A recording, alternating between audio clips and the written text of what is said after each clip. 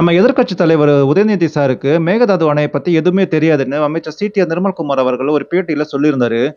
அவர் சொல்றத கொஞ்சம் கேட்டு பாருங்க. ஸ்டாலினுக்கு கடைசி வரைக்கும் மேகதாதுன்னா என்னன்னு தெரியாது.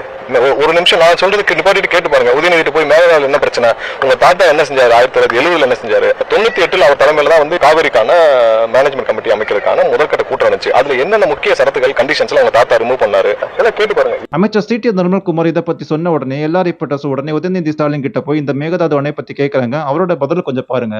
மேகதாட்டு அணை குறித்து எதிர்க்கட்சி தலைவருக்கு பெரிதாக ஒன்றும் தெரியாது. சிடிஆர் நிர்மல்குமார் உங்களுடைய பதில். நான் கூட மேகதாது அணை பத்தி ஏதோ பெருசா பேச போறாருன்னு தான் நினைச்சேன். ஆனா இப்படி எதுவுமே பேசாம போறது பார்த்தா அமைச்சர் சிடிஆர் நிர்மல்குமார் அவர்கள் சொன்ன மாதிரியே மேகதாது அணையை பத்தி எதுவுமே தெரியாது போல.